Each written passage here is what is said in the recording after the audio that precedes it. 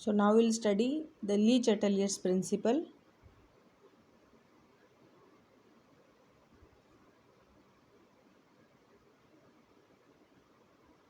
See, applications of equilibrium constants are not there. So we'll move to next topic, that is Le Chatelier's principle. This Le Chatelier's principle is very important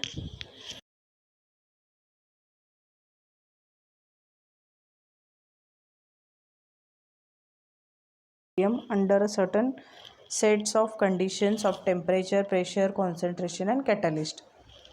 तो ये सारे condition maintain करने के बाद reversible reaction एक stage पे आ जाती है, उसे कहते हैं इक्विलिब्रियम, कि जिस स्टेज पे उसके rate of forward reaction and rate of reverse reactions are equal. Okay, so in general if we add more reactants, the system will react to remove it. If we remove a product, the system will react to replenish it. देखो, एक stage ऐसी आती है कि equilibrium achieve हो जाता है, मतलब rate of forward reaction and rate of reverse reactions are equal. But उसके बाद अगर हमने थोड़ा सा रिएक्टेंट और ऐड किया तो क्या होगा? सो it will disturb the reaction equilibrium. Okay, अगर हमने प्रोडक्ट को रिमूव कर दिया तो भी क्या होगा? सो it will disturb the equilibrium. Now under these changed condition, new equilibrium will establish with a different composition from the earlier equilibrium mixture. तो क्या होगा? जैसे आप प्रोडक्ट ऐड निकाल लेते हो या फिर रिएक्टेंट ऐड करते हो ज़्यादा, तो उस टाइम पे क्या होता है, वो इक्विलिब्रियम डिस्टर्ब हो जाता है और थोड़ी देर के बाद वो नया इक्विलिब्रियम स्टेट अचीव कर लेता है. Means you are disturbing, but still it will achieve the equilibrium, new equilibrium. So that stage is called as, or new equilibrium is established with composition of earlier equilibrium mixture. So the principal goal of chemical synthesis is to achieve maximum conversion of reactants to product with minimum expenditure of energy. तो अभी क्या है principle? Chemical synthesis is achieved maximum. जो synthesis होना चाहिए वो कैसे होना चाहिए? It should be maximum.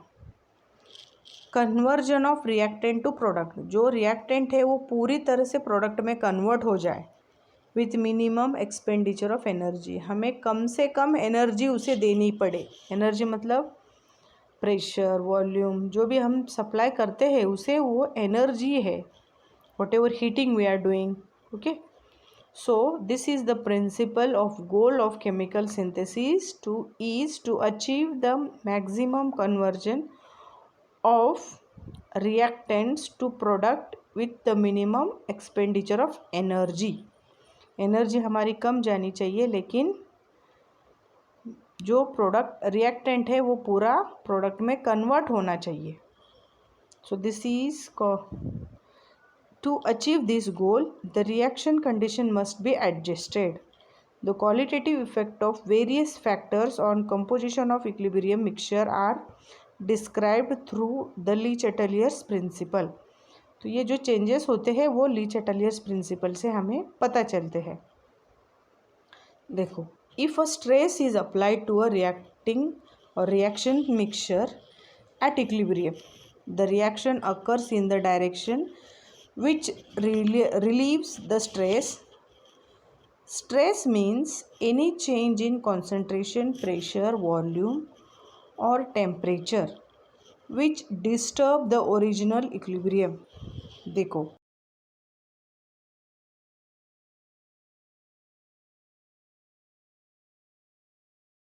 Product that is a stress, हम उसका कॉन्सेंट्रेशन डिस्टर्ब कर रहे हैं या फिर चेंज कर रहे हैं, या फिर प्रेशर को कम ज़्यादा कर रहे हैं, या फिर वॉल्यूम को कम ज़्यादा करते हैं, या फिर कम हीटिंग करते हैं, कभी कभी ज़्यादा हीटिंग करते हैं. So all this things will disturb the original equilibrium. Now but still ये क्या करेगा? डिस्टर्ब तो आपने कर दिया, but what will happen? The direction that the reaction takes is the one that reduce the stress. तो ये इस डायरेक्शन में जाता है रिएक्शन कि उस डायरेक्शन में ये अपना जो स्ट्रेस है वो रिड्यूस कर सके, because this is a reversible reaction, either it will go forward और इट विल गो बैकवर्ड। सो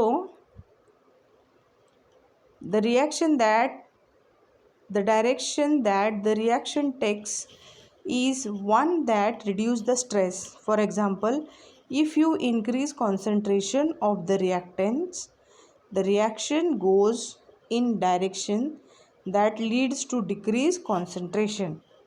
अगर आपने कॉन्सेंट्रेशन का रिएक्टेंट का कॉन्सेंट्रेशन बढ़ा दिया तो क्या होगा, ये इस रिएक्शन डायरेक्शन में रिएक्शन को प्रोसीड करेगी कि वो जो रिएक्टेंट का कॉन्सेंट्रेशन है वो कम हो जाए। ओके, देखो le Chatelier's principle, we will have the examples, we will study in detail. It states that when a system at equilibrium is subjected to a change in any of the factors determining the equilibrium conditions of a system will respond in such a way that it will minimize the effect of change. इस principal का मतलब है कि अगर हमने equilibrium पे कुछ ऐसे चेंजेस कर दिए कि जिससे इक्विलिब्रियम की कंडीशंस चेंज हो जाए, ये होने के बाद तो वो सिस्टम क्या कर लेता है, that will respond in such a way that it will minimize the effect of change. आप चाहे जो भी करो ये अपने आप को मेंटेन करता है, इतना ही इसका मतलब है।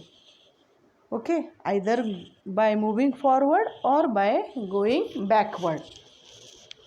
सो that is the le Chatelier's principal.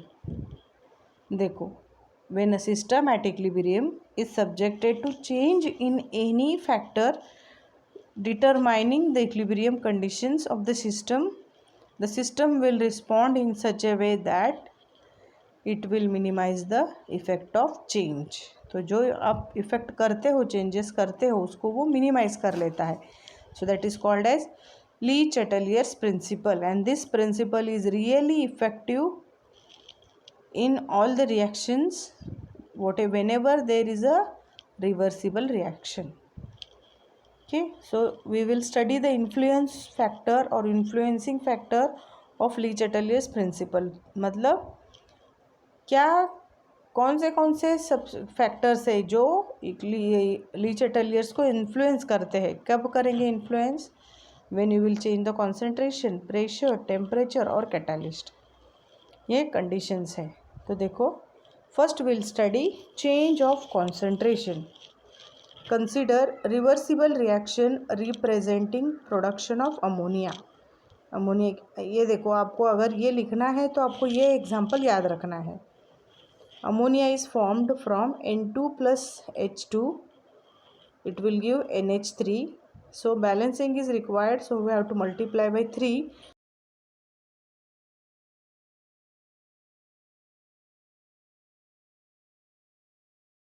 Equation and reversible reaction.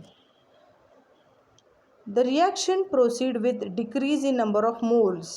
इसके डेल्टा एन कितने हैं? डेल्टा एन कैसे निकालेंगे हम? 2 minus 1 plus 3. So 2 minus 4. So answer is -2. The forward reaction is exothermic. Forward जो reaction है वो exothermic है. Iron containing small quantity of molybdenum is a catalyst. यहाँ पे आयन लोह Fe को यूज़ किया गया है कैटलिस्ट करके. तो हम इसका इक्विलिब्रियम कैसे लिखेंगे? Kc विल बी अमोनिया का square, concentration of ammonia square, and concentration of N2 into H2 concentration, and H2 concentration term is raised to 3 because there are 3 H2. Okay, so देखो अभी stage 1. So this is the reaction and this is the Kc and Qc, quotient of reaction ऐसे बोलते हैं. So they are same. Stage 1 at equilibrium क्या होगा? Stage 1 पे equilibrium होगा. और इक्विलिब्रियम पे हम कैसे लिखेंगे? It is written already. Kc is equal to molar concentration of ammonia raise to 2 divide by molar concentration of ammonia N2 into H2 and H2 का क्यूब.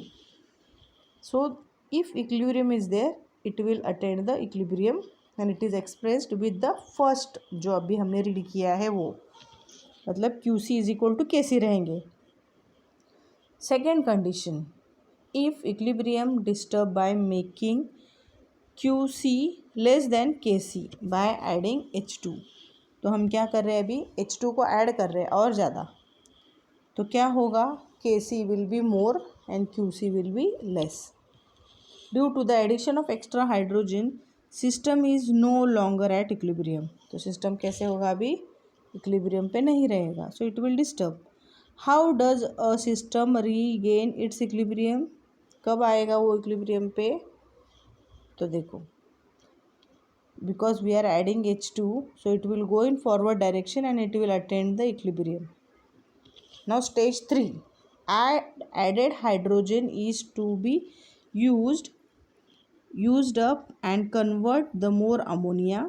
देखो जो आप H2 ऐड कर रहे हो तो वो क्या होगा, it is used and it is utilize to increase the concentration of ammonia.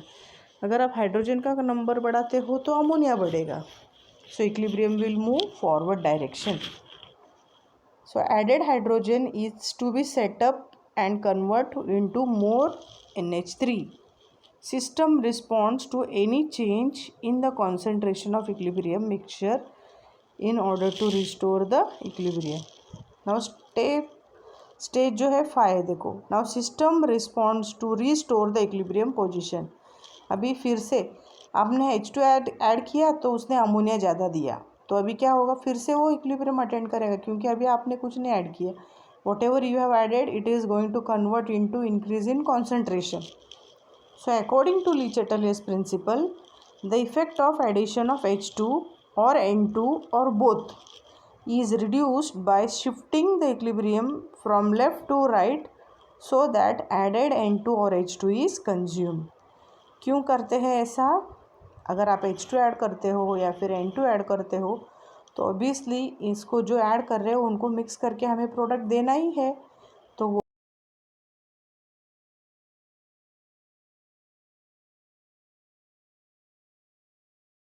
Added N2 और H2 इज़ कंज्यूम्ड. जो भी आप ऐड करते हो वो कंज्यूम हो जाता है, ऐसे नहीं कि आपको बाहर फेंक देगा. वो जो H2 और N2 ऐड किया आपने वो that will not throw out, it will utilize to increase the rate of product of ammonia. So आप चाहे जो भी करो इक्विलिब्रियम क्या करता है, it is adjusted itself in such a way that it will minimize the applied stress. So that stress may be in the form of change in concentration. The forward reaction occurs with a large extent, then the reverse reaction until a new equilibrium is established. This results in increase in yield of ammonia. तो forward reaction होता है और ammonia का product हमें ज़्यादा मिलता है. Okay, so today you will study the le Chatelier's principle and you will read all this things. और आपको ये लीच-एटलियस प्रिंसिपल की डेफिनेशंस या फिर प्रिंसिपल जो है वो लिखना है नोटबुक में. Okay, and you will learn this statement.